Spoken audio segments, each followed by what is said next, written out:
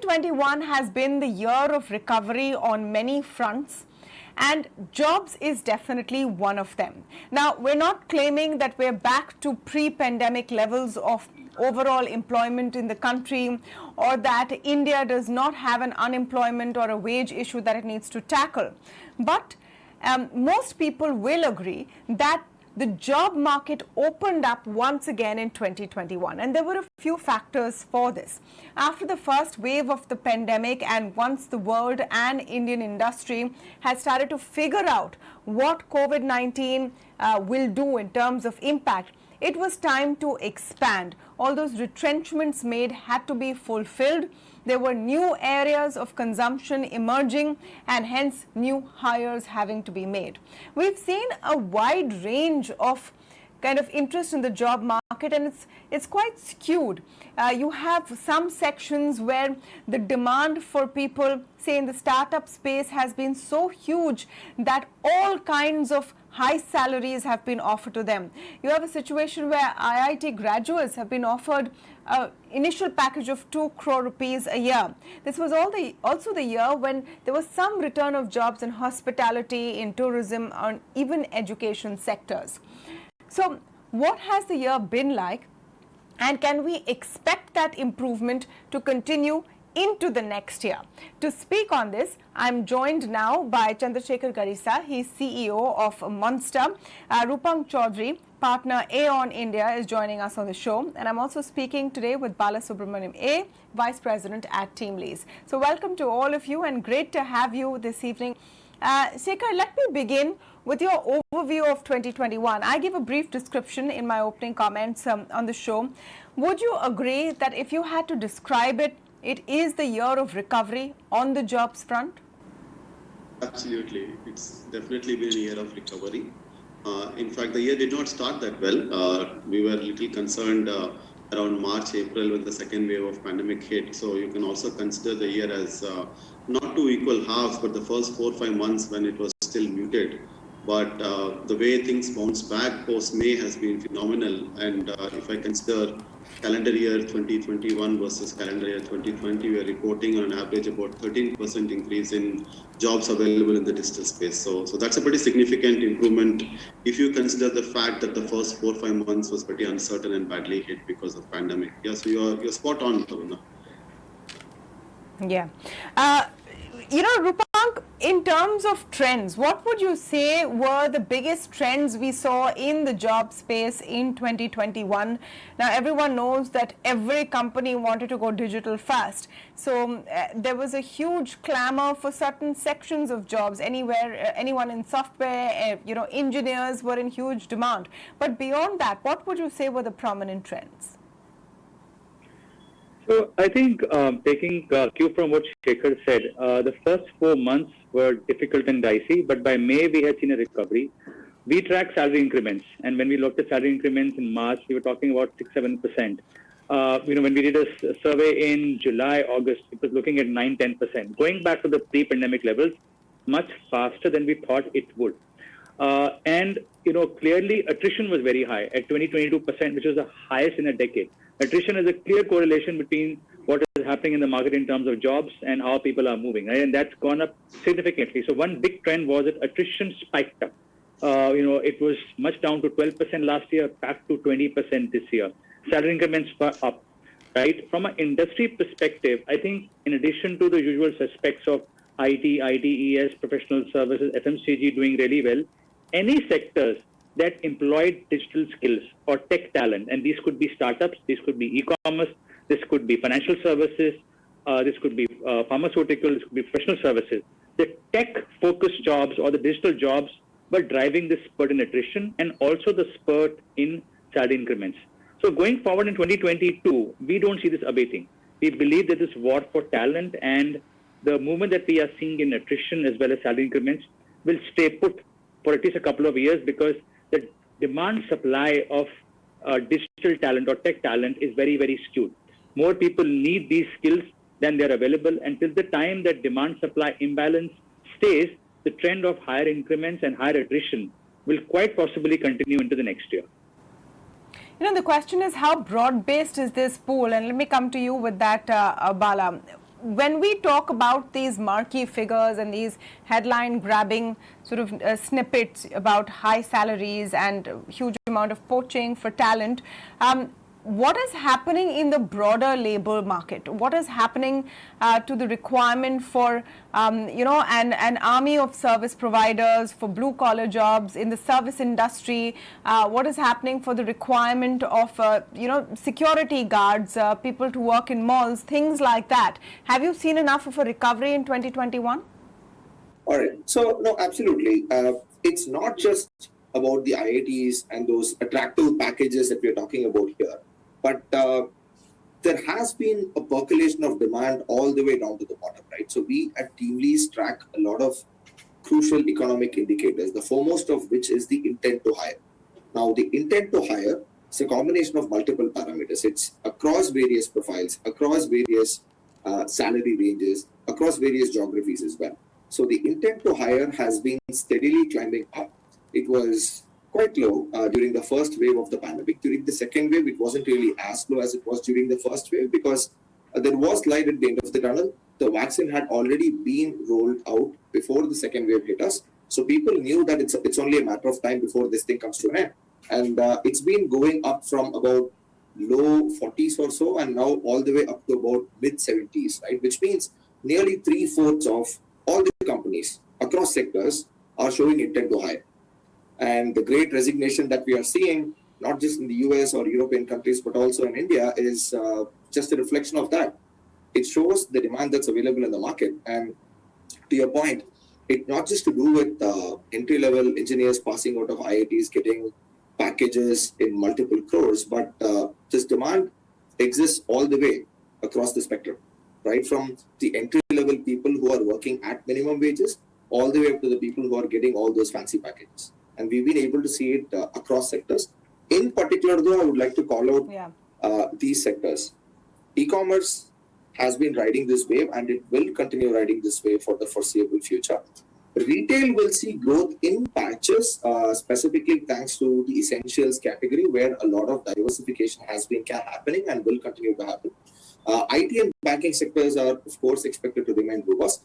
The educational services sector has been going through a spree again, and their hiring intent is among the highest that we've seen so far.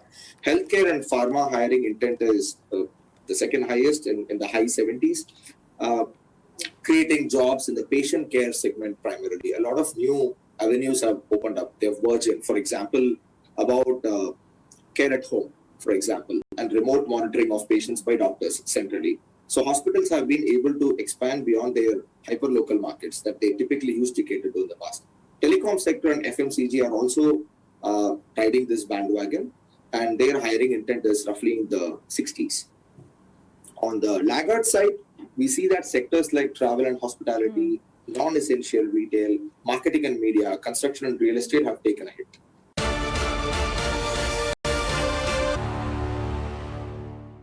Shekhar, in terms of trends, and that was something that the other panelists also mentioned, was the great attrition globally and in India as well.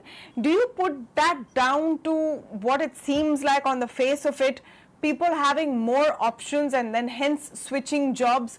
Or it is also, fueled by other reasons and other factors that people may have had? A lot of people have had an awakening since the pandemic on what they want to do and have decided to switch their career choices. It's definitely a bit of both, but if I were to comment specifically on Indian market, I would think it's the former. There's definitely been a lot of demand coming in. Several companies accelerating their plans of expansion, plans of digitization, which led to increase in demand of certain skill sets in unprecedented manner. And if you look at the demand as we are seeing by sector, and if you're also tracking the attrition data, they are completely correlating, which also proves the point that demand has gone up and therefore attrition has gone up because people simply have more options to go after. And when there is demand chasing limited supply, compensations do go up, and therefore everyone feels like switching a job at this point in time could mean much higher compensation. That explains that phenomenon. The other factor that you mentioned about people having an awakening in life, I would like to think at this point in time it has limited impact. Definitely there has been choices that people have made in terms of flexibility and location, that is playing out a bit. But I definitely don't see people making changes in career in terms of choices, but these are more around compensation, location, and flexibility. Yeah. The other big trend really which many people thought would not last into 2021 but it did and it persisted was work from home. Mr. Chaudhary, I want your take on work from home. As we're closing down 2021, do you think work from home is now minimalistic, hybrid is here to stay, or will work from home always be an option? How do you look at this phenomenon? So, interesting question. I think the fact is that we have moved from different spectrums where companies were shouting out loud that they will do work from home for good forever, and talking to everybody about that, then doing knee-jerk reactions and opening offices completely as soon as the COVID and the threat from the pandemic abated. Right. Again, now end of this year, many companies were opening offices, starting travel. With the Omicron, variant coming back and the surge happening again we are seeing companies talking about work from home and hybrid and having a very small percentage. So it's a bit of a yo-yo, right? So let's say that, by 2022 mid or end, we are at the end of the pandemic. It would be fair to say that a lot of companies will prefer to go back to working from office because that's been the trend that we have seen, at least in the Indian scenario, where both employees and employers are happier having people come to office. There's also a large challenge with the infrastructure available in India. Small homes, people struggle to work from home, so they want to go to office. There's a bit of social bonding. And end of the day, a lot of Indian employees prefer to meet their employees and work with them. Having said that, I think the concept of hybrid model is not going to go away. I think the rewards of productivity and comfort, which we have seen with hybrid working, have been absorbed, and most companies will keep that option in mind, where they'll have a flexible work policy. This will also help in becoming far more inclusive when you are getting into the workforce, people who cannot work full time. For them, work from home will be an absolute great option. So I think hybrid work will stay. And finally, I think it's also going to be the kind of jobs and the kind of industries which will define how strong hybrid working or remote working is. For example, a lot of support roles, HR, finance, admin. Many companies are talking about working to a work from home model, right? But where you're required to meet your clients or you require a fair amount of brainstorming, coming together as teams, you will need to come to office to actually be able to do justice to the job that you are doing. So the industry and the kind of jobs that are there will also define what level of hybrid or remote working will stay going forward. Bala, your take on the hybrid working model. We know that large multinational companies have already talked about extending their work from home policy in light of Omicron.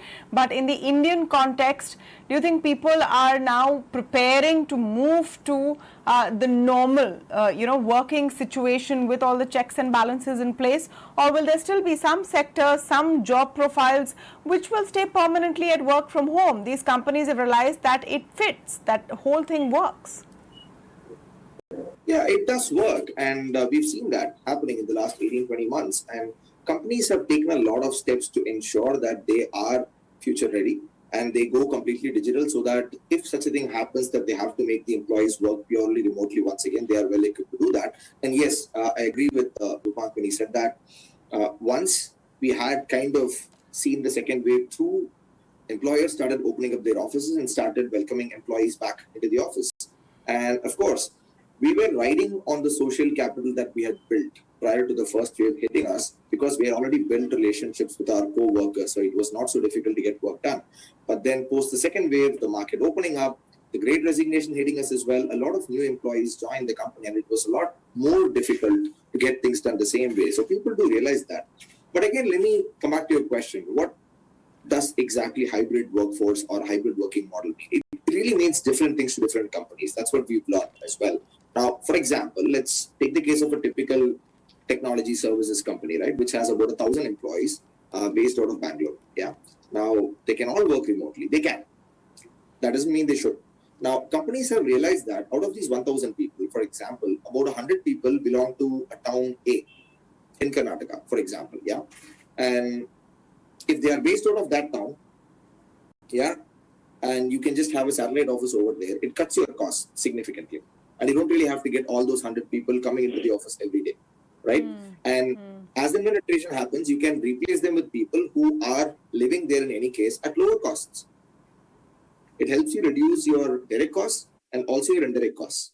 So hybrid also means this. It doesn't just mean having X% of your workforce on the floors all the time rather than having 100%.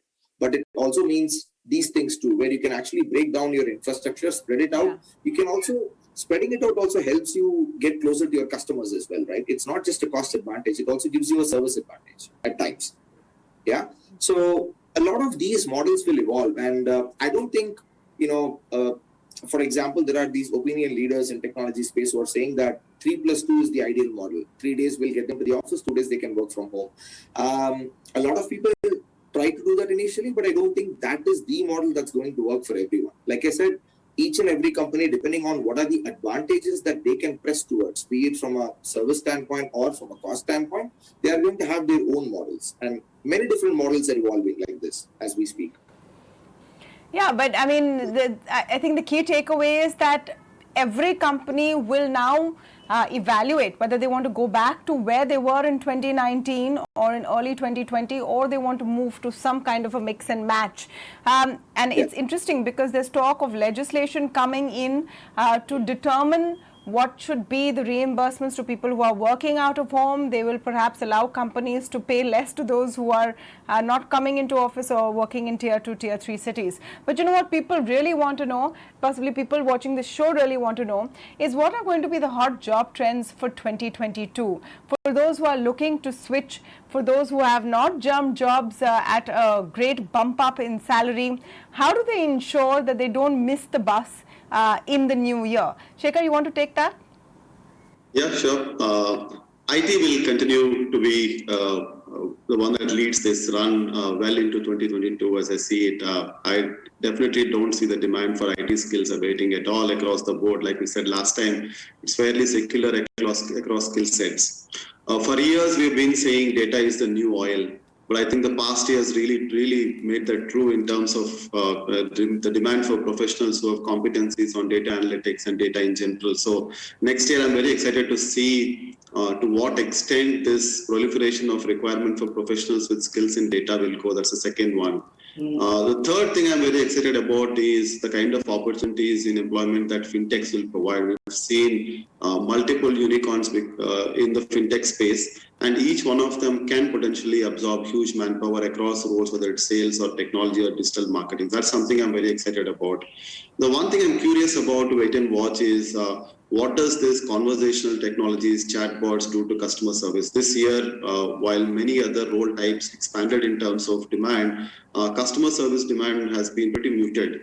And we believe this has been partly due to the fact that companies are now going significantly digital in terms of having conversations with the customers, and I expect that trend to grow. So that's something I would wait and watch. But IT skills across the board, data is something that we would closely watch, and I think many more people would learn data skills, and that's where they would find very lucrative jobs.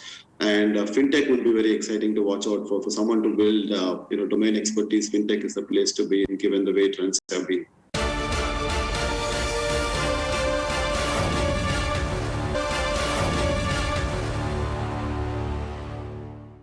Mr. Chaudhary, you want to come in on the biggest trends that you foresee in 2022 and the pace of recovery. Do you think that the pace of recovery that we saw this year will be tempered to some extent? I think the pace of recovery will possibly continue at the same clip. I know there are a fair amount of conjectures and some apprehensions about what might happen with some of the COVID cases coming back. But I think one thing is very, very clear. Even if you look at the second wave, it was lethal, right? But the recovery that was shown by India Inc. and by jobs and by the corporate sector was very, very, very strong, very quick. So the clear learning for India Inc. was after the first wave that they knew what to do. We were far better prepared from a business standpoint after the second wave, and which is why the recovery was so quick. So even if there is a third wave, there are talks of being a third wave, though it may be less mild, I don't think that will really put a dent on the recovery. and as a result on the economic growth that we are seeing or the kind of boom we are seeing in jobs and the corporate sector. I think that will continue. Most companies are resilient enough now to know how to work during a pandemic. It's sort of become a way of life, and they will continue to operate with full capacity and with the same amount of energy, which got them over the second wave. So, key trends for 2022, I think, jobs, as Shekhar pointed out, in those particular sectors led by IT-enabled services, fintech will continue. In addition, we feel that professional services, FMCG, which is again buoyed by strong demand, will continue to do well, as will financial services. Salary increments will be on the same pace that we saw this year. Anyways, companies are expecting a much better bonus payout because 2021 was a much better year in terms of business than 2020. So I think a lot of the trends that we saw in 2021 may continue, may plateau a little bit, but they will certainly not taper off or not fall, because I think we still have a lot of scope to recover and to go beyond what we had seen in 2020.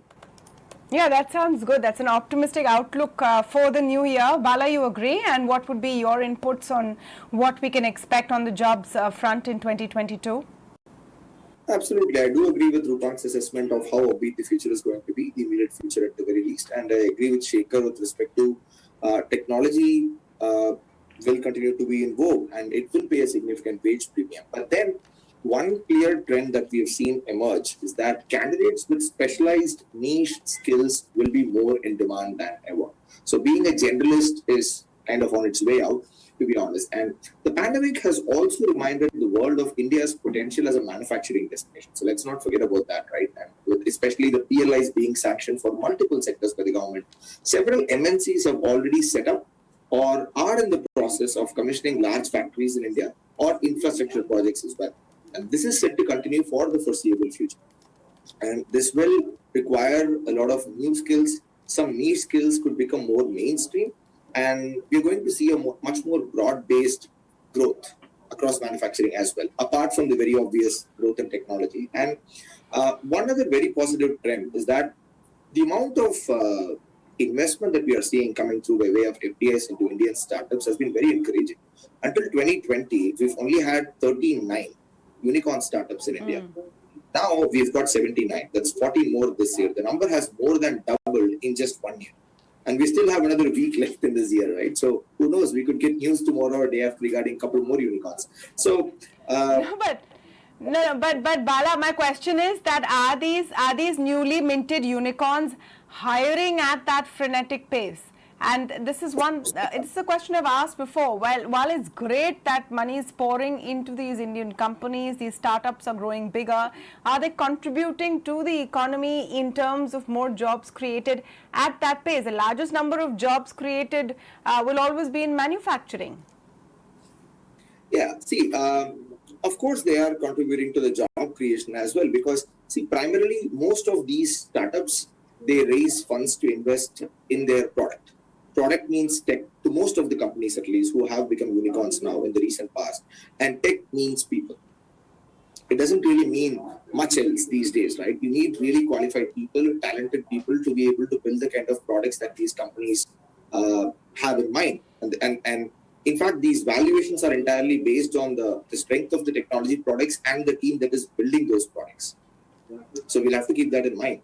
And in fact, startups have become a very, very attractive destination for not just fresh talent, but also experienced professionals as well. Yeah. So the thirst for talent to continue in 2022.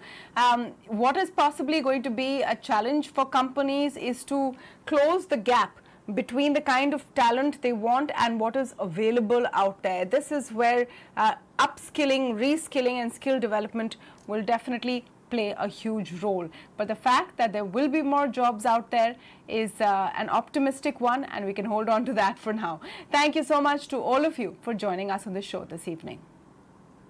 Thank you very much. Thank you very much, Tamanna.